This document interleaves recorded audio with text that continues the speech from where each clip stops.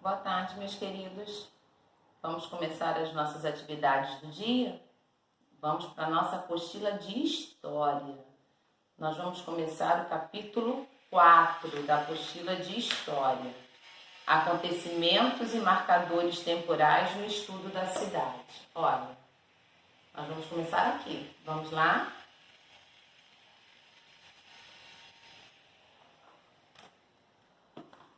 Pessoal, tia Roberta vai fazer a leitura, gostaria que vocês acompanhassem. Vou marcar algumas partes importantes e depois a tia Roberta vai enviar para vocês um relatório. Vamos? Vamos lá, hein? Na página 3, tudo tem um nome, texto e contexto. Como vimos no volume anterior do nosso material didático, as cidades se formaram e cresceram com o tempo. Essas modificações nas formas de se viver provocaram mudanças nas vidas das pessoas que viviam e vivem nesses espaços. Uma das coisas que muda são os nomes das pessoas e dos lugares. Às vezes, uma pequena vila é fundada com um nome, mas à medida que o tempo passa, a vila cresce, a população se expande e o nome daquele lugar, que agora é uma cidade, também pode mudar. Tem as imagens, né, com as devidas mudanças, né?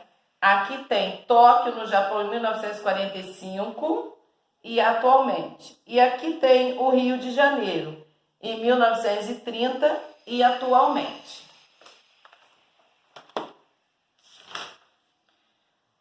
Na página 4, tem o Dialogando, que está dizendo assim: as imagens acima retratam as mudanças pelas quais as cidades de Tóquio e do Rio de Janeiro passaram entre os séculos 20 e 21. Como você pode perceber, muita coisa se modificou, mas também há muitas coisas que se mantêm. Vamos no teorizando. A cidade do Rio de Janeiro surgiu a partir de uma expedição comandada pelo francês Nicolas Durand de Livignon. Tia Alberto sabe nem falar esse nome, hein? No século XVI. Em meados de 1556, os franceses mudaram o Forte Coligny na região da Praia do Flamengo e nessa época uma discreta população se estabeleceu nessa região. Esse pequeno povoamento recebeu o nome de Renville, em homenagem ao rei francês Henrique III. Pouco tempo depois, os portugueses tomaram o território das mãos dos franceses e em 1565 fundaram oficialmente a cidade de São Sebastião do Rio de Janeiro, um nome que homenageia ao mesmo tempo o rei de Portugal e um santo que seria o padroeiro da cidade. Atualmente, a cidade chama-se apenas Rio de Janeiro. Tem mão na massa. Como vimos anteriormente, o Rio de Janeiro chamava-se São Sebastião do Rio de Janeiro, em homenagem ao rei Dom Sebastião de Portugal e ao santo do mesmo nome. Que legal! Mas de onde vem o nome Rio de Janeiro? Será que também é homenagem a alguém? Não sei, vamos pesquisar. Tá aí uma proposta, né? Uma curiosidade que vocês vão ter que descobrir. Na página 5 diz assim: registre os resultados da sua pesquisa em seu caderno e compartilhe suas descobertas com os seus colegas de sala. No nosso retorno, nós vamos compartilhar essas descobertas. Se quiser, pode realizar esse trabalho em dupla. Lógico, com a mamãe ou com o papai, né, gente? Porque nós não estamos na sala de aula. Logo abaixo tem o Teorizando, que fala sobre a cidade de Tóquio. A cidade de Tóquio surgiu como uma pequena vila de pescadores chamada Edo, que significa estuário ou baía. No século XIX, a capital do Império Japonês deixou de ser Kyoto, que significa capital, e se tornou Edo. Nesse processo, Edo foi renomeada Tóquio, que significa capital ocidental. Em 1923, um terremoto destruiu a capital japonesa e durante a Segunda Guerra Mundial, ataques aéreos e bombardeios arrasaram ainda mais a cidade. Contudo, após esse período, o Japão se reconstruiu e se tornou a cidade que você viu na fotografia. Aqui tem um Saiba Mais, com a curiosidade, né, que diz assim: você sabia que os sobrenomes surgiram com o crescimento das cidades? Vocês podem olhar esse Saiba Mais em termos de curiosidade. Vocês vão fazer a leitura, hein? Na página 6, a tia Roberta vai ler esse texto e contexto aqui. Estudar a história de um local pode parecer, a princípio, algo muito confuso ou complicado. São muitas fontes e documentos históricos que fazem parte da trajetória de uma cidade, além das milhares de pessoas que por lá passaram e deixaram suas marcas. Contudo, como já estudamos anteriormente, o trabalho do historiador é pesquisar e interpretar essas fontes para que seja possível compreender determinados acontecimentos. Então, vocês vão pegar o marca-texto e vão passar de estudar até acontecimentos. Com marca-texto, ó. Do estudar até acontecimentos. O primeiro parágrafo. A imagem a seguir é um trecho de escrituras, isto é, registros de compra e venda de escravos na cidade de Uberaba, Minas Gerais, entre os anos de 1839 e 1840. É uma informação que aconteceu, né? É um documento histórico contando o que aconteceu no passado, um fato passado. Vocês vão fazer a leitura. Na página 7, essas perguntinhas aqui só mesmo para vocês pensarem, ninguém precisa registrar nada. Tem o teorizando, que fala também sobre a escravidão, um fato acontecido no passado. Tem as perguntinhas relacionadas a essa atividade. Muito fácil.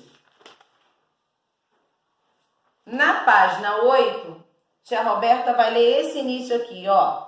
Como você pode perceber, os documentos históricos podem fornecer muitas informações sobre o passado e sobre como muitas coisas mudaram daquela época até os dias de hoje. Marca texto nesse primeiro parágrafo, de como você até os dias de hoje. Aqui está sugerindo, né, quando vocês forem fazer uma entrevista a alguém sobre o passado, que vocês podem perguntar. Aqui tem a proposta, né, da entrevista. Tem já uma atividade, uma entrevista pronta. Algumas sugestões de perguntas também. Na página 9, está falando um pouquinho sobre a cidade de Uberaba. É uma historinha em termos de informação. Na página 10, diz assim: olha só o quanto podemos extrair de um pequeno documento. Às vezes, as fontes e documentos históricos podem parecer simples ou insignificantes, mas todos são importantes e podem nos contar algo. Você só precisa fazer as perguntas certas. Marca texto nessa informação. E aqui embaixo tem um texto e contexto que diz assim: conforme vimos, todas as cidades têm um nome e todo nome é dado por um motivo. Rio Bonito tem um nome, né? Rio Bonito. Por que será? As cidades de Tóquio, Rio de Janeiro e Uberaba, por exemplo, possuem esses nomes por diferentes razões: políticas, religiosas, sentimentais, etc.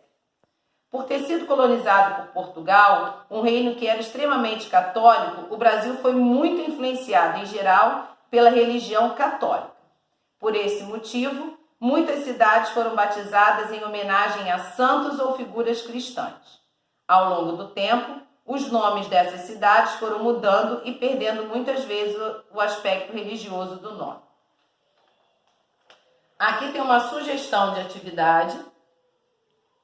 Tem um outro teorizando, que nós também já estudamos, tá falando, tudo está dizendo assim, ó. Nós também já estudamos, porque na sala de aula nós já conversamos sobre isso. Aqui está falando sobre as homenagens a Getúlio Vargas, em termos de curiosidade, né? Eu vou ler esse saiba mais aqui, ó, para vocês.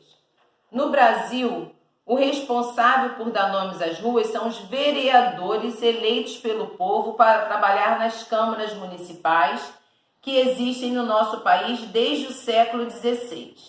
Esses nomes podem ser escolhidos a partir de uma votação popular ou por meio de um projeto criado pelo próprio vereador. Entre 1964 e 1985, o Brasil esteve sob um regime militar, uma forma de governo parecida com aquela de Getúlio Vargas, que vimos anteriormente.